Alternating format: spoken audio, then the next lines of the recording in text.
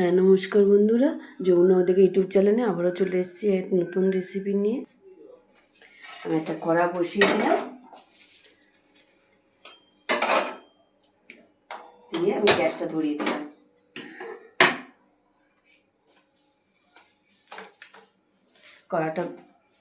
কড়াটা গরম হতে হতে আমি মাছটা নুন হলুদ মাখিয়ে নিই।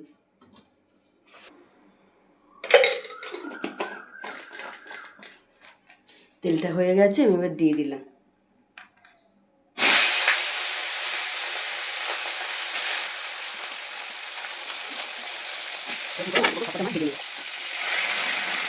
আমি এবারে তুলে নিচ্ছি।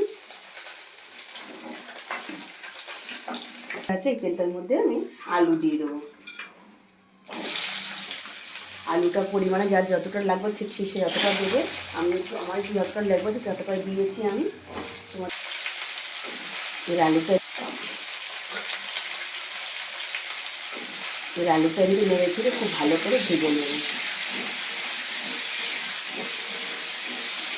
আলুটার মধ্যে অল্প করে হালকা একটুখানি নুন দিয়ে দিলাম,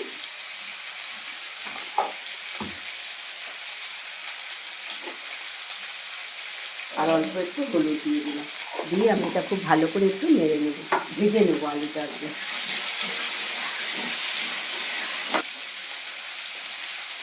আলুটার মধ্যে অল্প করে হালকা একটুখানি নুন দিয়ে দিলাম, আর অল্প একটু হলুদ দিয়ে দিলাম। দিয়ে আমি এটা খুব ভালো করে একটু নেড়ে নেব, ভেজে নেবো আলুটা। দেখো বন্ধুরা, আমার তো আলুগুলো ভাজা হয়ে গেছে। দেখো কেমন লাল লাল করে আলুগুলো আমি ভেজে নিয়েছি।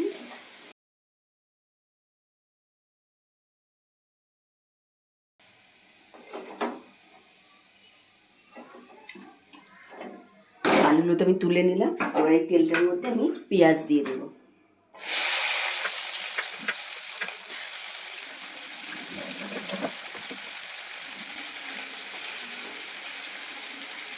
বন্ধুরা, পেঁয়াজটা আমি দিয়ে দিয়েছি। এবার এটার মধ্যে আমি পরিমাণ মতো নুন দিয়ে দেবো। একদম একেবারেই মাপ মতো নুন দিয়ে দেবো।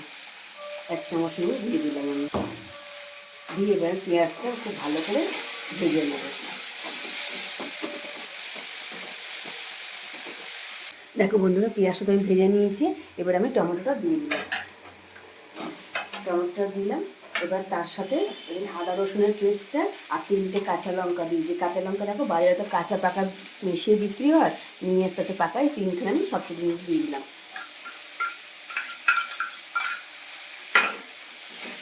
দিয়ে আমি এটাকে খুব ভালো করে নেড়ে চেড়ে নিলাম।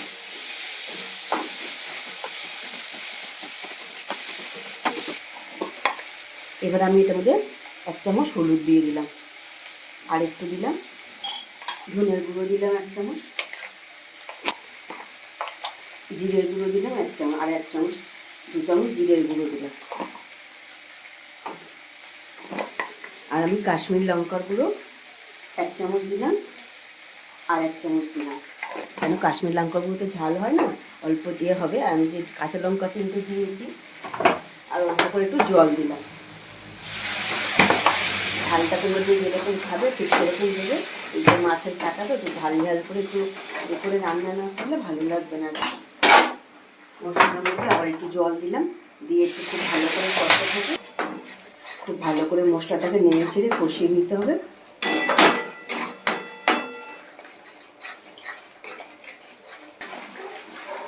মশলাটা তো কষানো হয়ে গেছে। আমি এবারে এইগুলো সবই আলু মাছের কাঁটা একসাথে দিয়ে দিলাম।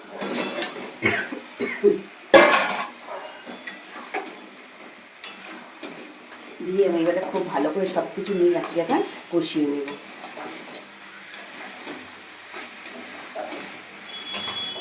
যতটা পারি এরকম করে কষিয়ে নেবো আস্তে আস্তে। বেশি কাঁটাগুলো ভাঙবো না, তাহলে কাঁটাগুলো বড্ড ভেঙে গেলে তরকারিটা খেতে অসুবিধা হয়ে যাবে।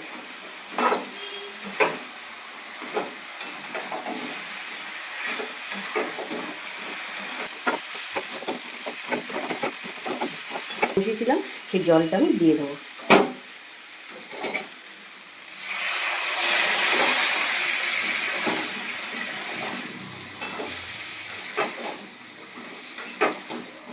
অল্প অল্প করে জলটা দিয়ে একটু নেড়ে চেড়ে দিই, তাহলে মশলাটা ভালো করে হয়ে যাবে।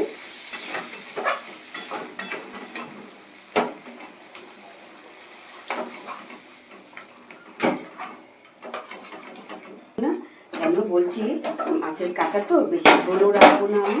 এবারে আমার হয়ে গেছে বসানো, এবার আমি ঢাকা দিয়ে দিলাম।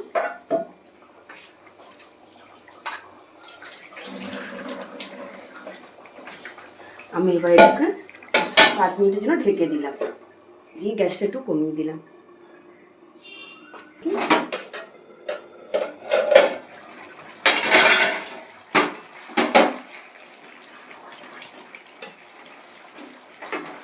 একটু গরম মশলা দেব,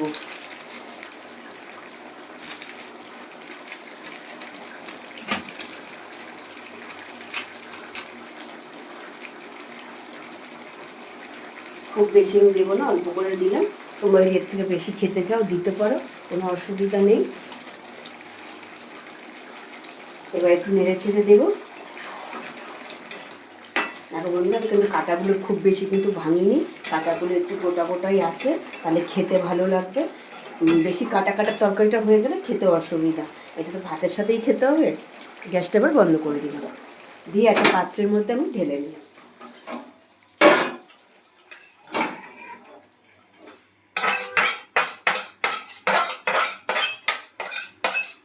দেখো বন্ধুরা, আমার তো কাটা চচ্চড়ি রেডি, ভেটকি মাছের কাটা চচ্চড়ি রেডি। তোমরা কে কে ভেটকি মাছের কাটা খেতে ভালোবাসো আর কেমন করে খাও আমাকে কমেন্ট করে জানিও। আর আমি তো আমার মতন করে রান্না করে খেয়ে দেখো কেমন লাগে। আর আমার রান্নাটা ভালো লাগলে, আমার ভিডিও ভালো লাগলে আমাকে একটা কমেন্ট করে জানিও আমার মতন করে খেয়ে। আর আমার ভিডিওটা এই পর্যন্তই, ফিরে আসবো এই পর্যন্ত।